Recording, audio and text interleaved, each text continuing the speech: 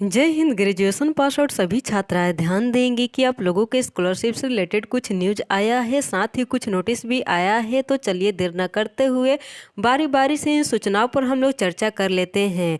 तो देख लीजिए, आप लोगों के लिए नया पोर्टल ओपन कर दिया गया है, लेकिन ये पोर्टल केवल अभी यूनिवर्सिटी के लिए ही खोला गया है, आप लोगों के लिए नहीं खोला गया है। आप लोग देख सकती हैं कि जो बातें ओल्ड पोर्टल पर लिखी गई थी वही सब बातें यहाँ पर भी लिखी गई है। लेकिन यहाँ पर आप लोग नोटिस नंबर 8 में देख सकते हैं कि लिखा गया है कि जिन छात्राओं का रिजल्ट 30/11/2024 तक प्रकाशित हुआ है और उनका पोर्टल पर रिजल्ट अपलोड है, उनके लिए पोर्टल में आवेदन शुरू हो गया है।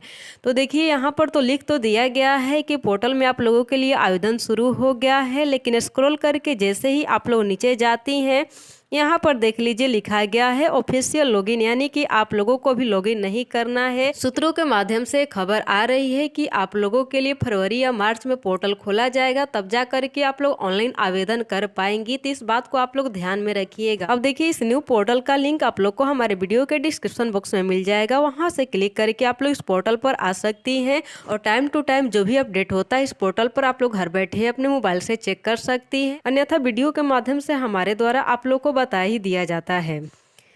अब देखिए, हाल ही में यानी कि कल या परसों से बहुत सारी छात्राओं के फाइनल स्टेटस में प्रोसेस लिख करके शो करने लगा है। तो उन सभी छात्राओं को इस महीने के एंड तक स्कॉलरशिप का लाभ मिल जाएगा। तो आप सभी से रिक्वेस्ट है कि एक बार आप लोग रिफ्रेश करके अपना अपना फाइनल स्टेटस चेक कर लीजिए और कमेंट करके हमें सूचित कीजिए कि आपके फाइनल स्टेटस में क्या शो कर रहा है, क्योंकि कल ही एक वीडियो के माध्यम से हमारे द्वारा आप लोग को जानकारी दी गई है कि एजुकेशन डिपार्टमेंट की तरफ से एक नोटिस जारी किया गया है कि अब किस डेट तक छूटी हुई छात्राओं के स्कॉलरशिप का लाभ मिलेगा। उस वीडियो का लिंक आप लोग को हमारे कमेंट बॉक्स में मिल जाएगा, वहां से आप लोग क्लिक करके उस वीडियो को देख सकती है और जान सकती हैं कि जिन भी छात्राओं को अभी तक स्कॉलरशिप का लाभ नहीं मिला है उन सभी को स्कॉलरशिप का लाभ कब तक मिलेगा। देखिए, हमारे चैनल पर एक कमेंट आया है कि मेरा पेमेंट सक्सेसफुली दिखा रहा है, लेकिन अकाउंट नंबर दूसरा दिखा रहा है, जो अकाउंट दिए थे उसमें पैसा नहीं आया है, क्या करे, प्लीज हेल्प मी। तो देखिए, बहुत सारी छात्राओं के कमेंट आ रहे हैं कि या तो उनका पेमेंट रिजेक्ट कर दिया गया है डीबीटी इनेबल ना होने की वजह से। वहीं कुछ छात्राओं के कमेंट आ रहे हैं कि पेमेंट डन लिख करके शो कर रहा है, लेकिन जो अकाउंट नंबर दिए थे उसमें नहीं आया है। तो देखिए, कई वीडियो में हमारे द्वारा जानकारी दी गई है कि आप लोग फॉर्म भरते हो, कौन सा अकाउंट नंबर दी उससे मतलब नहीं है, आप लोग का आधार नंबर चेक किया जाएगा और जिस भी बैंक अकाउंट के साथ सीडेड पाया जाएगा उसमें पैसा ट्रांसफर कर दिया जाएगा।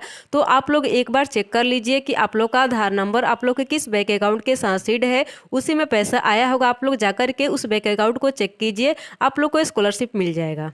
अब कैसे चेक करना है कि हमारा आधार नंबर हमारे किस बैंक अकाउंट के साथ सीड है, अगर आप लोग को पहले से ज्ञात होगा तब तो बहुत अच्छी बात है, अगर नहीं ज्ञात है तो आप लोग वीडियो के एंड तक बने रहिए, आप लोग को बता दिया जाएगा। अब देखिए, एक न्यूज है, इसमें लिखा गया है कि पोर्टल पर 2021 से 24 का डाटा नहीं हो रहा अपलोड। कन्या उत्थान योजना के पोर्टल पर एकमात्र सत्र 2020 से 23 का डाटा हो रहा अपलोड, छात्राएं परेशान। अब देखिए, ये जो न्यूज है वीर कुंवर यूनिवर्सिटी आरा का है, लेकिन अगर आप लोग अदर यूनिवर्सिटी से बिलोंग करती है तो आप लोगों से भी रिक्वेस्ट है कि आप लोग वीडियो को 2 मिनट रुक करके और देख लीजिएगा, ताकि आप लोग महत्वपूर्ण जानकारी ले सकें। तो देख लीजिए, आगे लिखा गया है कि मुख्यमंत्री कन्या उत्थान योजना का पोर्टल खुल गया है, लेकिन पोर्टल पर स्नातक सत्र 2020 से 23 का ही डाटा अपलोड करने का मौका दिया गया। इस बार स्नातक सत्र 2021 से 24 का डाटा अपलोड करने का पोर्टल पर इजाजत नहीं। इसे स्नातक सत्र 2021 से 24 के छात्राओं में निराशा है, क्योंकि उन्हें कन्या उत्थान की राशि 50,000 रुपए के लिए भी महीनों इंतजार करना पड़ेगा।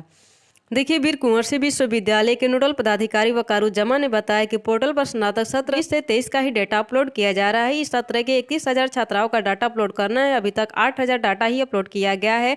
डेटा अपलोड करने में 15 दिन लग सकते हैं। हालांकि निदेशालय द्वारा 25 दिसंबर तक अंतिम तिथि निर्धारित की गई। संभावना जताया जा रहा है कि तिथि विस्तारित करना पड़ेगा, क्योंकि डाटा में छात्रा का नाम, क्रमांक, विषय, कॉलेज आदि भरना पड़ता है, जिसमें समय लगता है। अब देखिए, बाद में छात्राएं करेंगे ऑनलाइन आवेदन। कल्याण विभाग द्वारा कन्या उत्थान राशि के लिए अधिसूचना जारी की जाएगी। इसके बाद छात्राएं ऑनलाइन आवेदन करेंगी। जिन सत्रों का डाटा विश्वविद्यालय द्वारा अपलोड किया गया है उसी सत्र की छात्राएं आवेदन कर सकती हैं। देखिए, मतलब साफ है कि स्नातक सत्र 2021 से 24 के छात्राओं को कन्या उत्थान की राशि के लिए अभी इंतजार करना पड़ेगा। सनद रहे कि छात्राओं द्वारा आवेदन करने के बाद कल्याण विभाग छात्राओं के आवेदन को विश्वविद्यालय के पोर्टल से ऑनलाइन उसके स्नातक उत्तीर्ण प्रमाण पत्र का सत्यापन करता है। वीर कुंवर सिंह विश्वविद्यालय के पास अभी स्नातक सत्र 2020 से 23 के डेटा के अलावा सत्र 2021 2021 से 24 का डेटा भी उपलब्ध है। निदेशालय द्वारा इसी सत्र का डाटा अपलोड करने का निर्देश नहीं है। देखिए, वीर कुंवर यूनिवर्सिटी के तरफ से ये सूचना सामने आ रही है कि सत्र 2020 से 23 तक की छात्राओं का ही डेटा पोर्टल पर अपलोड किया जाएगा। यानी कि जब आवेदन के लिए पोर्टल खुलेगा तो वही छात्राएं ऑनलाइन आवेदन कर पाएंगी। जिनका सेशन 2021 से 24 है उन्हें भी इंतजार ही करना पड़ेगा, और ये इंतजार कब तक करना पड़ेगा अभी इसकी कोई सूचना नहीं है। तो आप लोग को पेशेंस रखना है। जैसे इन सभी छात्राओं को मौका मिला है,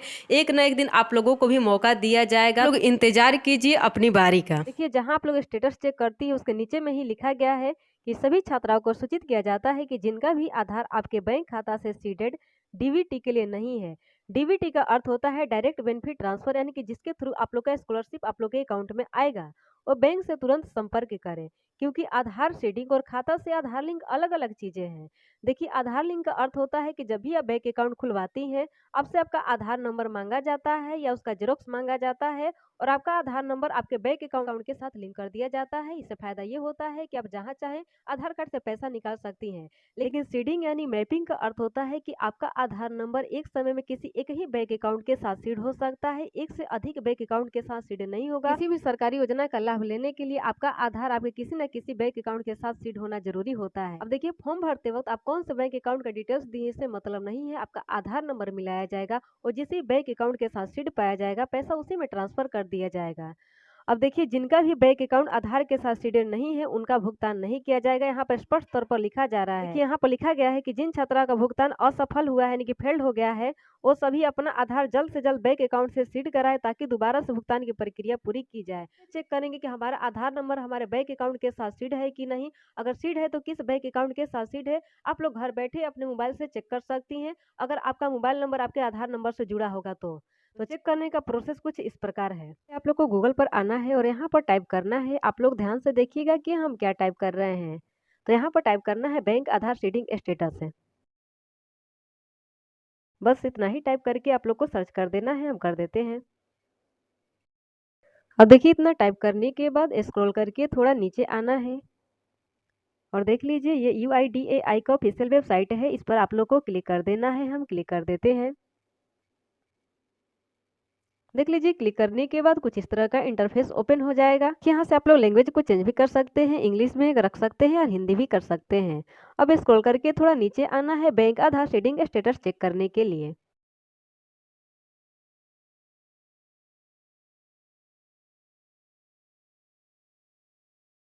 यहाँ पर देखिए लिखा है आधार लिंकिंग स्टेटस और यहाँ पर लिखा है बैंक सीडिंग स्टेटस। इस पर आप लोग को क्लिक करना है। हम क्लिक कर देते हैं।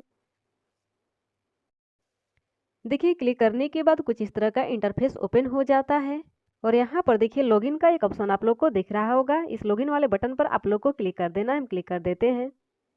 अब देखिए, क्लिक करने के बाद कुछ इस तरह का इंटरफेस ओपन हो जाता है। ऊपर में आप लोग को अपने 12 अंकों का आधार नंबर दर्ज करके कैप्चा फिल करके सेंड OTP पर क्लिक कर देना है।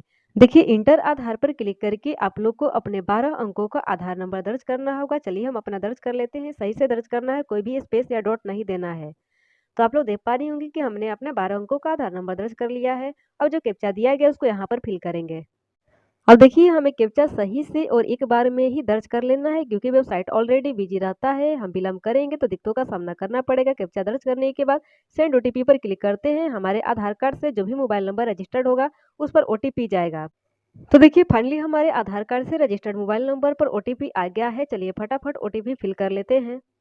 अब देखिए, OTP फिल करने के बाद यहाँ से हमें लॉगिन पर क्लिक करना है। चलिए क्लिक कर देते हैं। तो देखिए, लॉगिन पर क्लिक करने के बाद कुछ इस तरह का इंटरफेस ओपन हो जाता है। अब स्क्रॉल करके हम थोड़ा नीचे आएंगे, क्योंकि हमें चेक करना है कि हमारा आधार हमारे किस बैंक अकाउंट के साथ सीड है भी या नहीं, ये सब हमें जानना है। तो देख लीजिए, यहाँ पर बैंक सीडिंग स्टेटस का ऑप्शन दिया गया है और इसी पर हम क्लिक करके आगे बढ़ेंगे।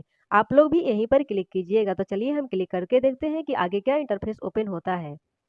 तो क्लिक करने के बाद आप लोग देख पा रही होंगी कि फाइनली हमारा स्टेटस शो कर दिया है। तो आप लोग देख पा रहे होंगे कि लिखा गया कि congratulation your Aadhaar bank mapping has been done. यहाँ पर आधार नंबर के लास्ट 4 डिजिट दिया गया है और यहाँ पर किस बैंक अकाउंट के साथ सीड है उसका नाम दिया गया है। सीडिंग स्टेटस मेरा एक्टिव है और कब सीड हुआ है उसका डेट भी दिया गया है। इस तरह से आप लोग भी चेक कर सकती हैं कि आप लोग का आधार नंबर आप लोग के बैंक अकाउंट के साथ सीड है कि नहीं। अगर सीड है तो किस बैंक अकाउंट के साथ सीड है आप लोग घर बैठे ही चेक कर सकती हैं। इस बात का आप लोग हमेशा ध्यान रखिएगा कि जिस बैंक अकाउंट के साथ आपका आधार सीड होगा पैसा उसी में ट्रांसफर होगा। तो ये आपकी जिम्मेवारी है ये चेक करना कि किस बैंक अकाउंट के साथ सीड है। अब